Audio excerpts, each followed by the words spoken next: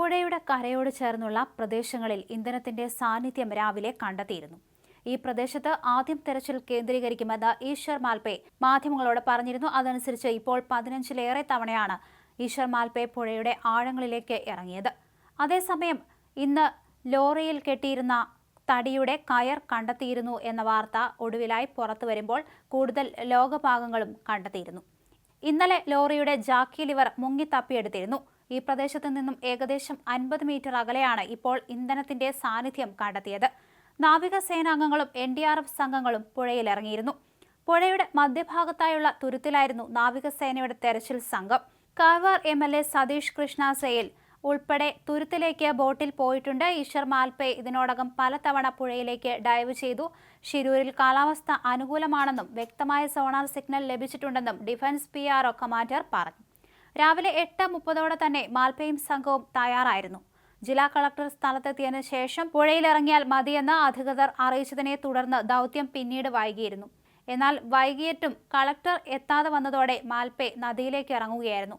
മാധ്യമങ്ങൾക്ക് പ്രദേശത്തേക്ക് കടക്കുന്നതിന് കർശന നിയന്ത്രണമുണ്ടായിരുന്നു.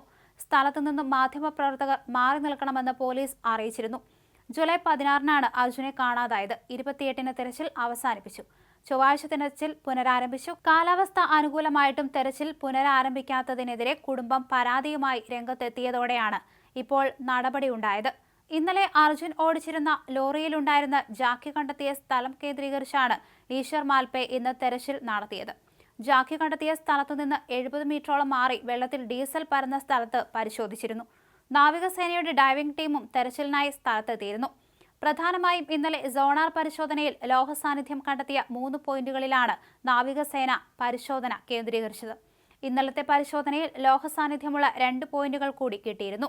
പുഴയുടെ ഒഴുക്കിൽ മണ്ണും മറ്റു വസ്തുക്കളും മണ്ണടിഞ്ഞ് നീങ്ങിപ്പോയതിന്റെ ഫലമായാണ് ഇവിടെ കൂടുതൽ സിഗ്നലുകൾ കിട്ടുന്നത്. എന്തായാലും ഇപ്പോൾ തെരച്ചിൽ അവസാനിപ്പിച്ചിരിക്കുകയാണ്. നാളെ തെരച്ചിൽ ഇല്ല എന്നാണ് അറിയുന്നത്. അതോടൊപ്പം തന്നെ മറ്റന്നാൾ മുതൽ തെരച്ചിൽ പുനരാരംഭിക്കുകയും ചെയ്യും. ഡ്രഡ്ജർ ഗോവയിൽ നിന്ന് എത്തിച്ചതിനു ശേഷമാണ് കൂടുതൽ തെരച്ചിലേക്ക് കടക്കുക. എന്തായാലും മാൽപേ അടക്കമുള്ളവർ മറ്റന്നാൾ തെരച്ചിലിന് വീണ്ടും ഇറങ്ങും. ഇപ്പോൾ പുഴയുടെ അടിയൊഴുക്ക് കുറഞ്ഞിട്ടുണ്ട്. ഈ ഒരു സാഹചര്യത്തിലാണ് ഇന്നലെ തെരച്ചിൽ പുനരാരംഭിച്ചത്. ഇന്നും അത് തുടരുകയായിരുന്നു. ഗോവയിൽ നിന്ന് ഡ്രഡ്ജർ എത്തിക്കുന്നതിനുള്ള നീക്കം തുടങ്ങിയെന്ന് കർണാടക അറിയിച്ചിരുന്നു.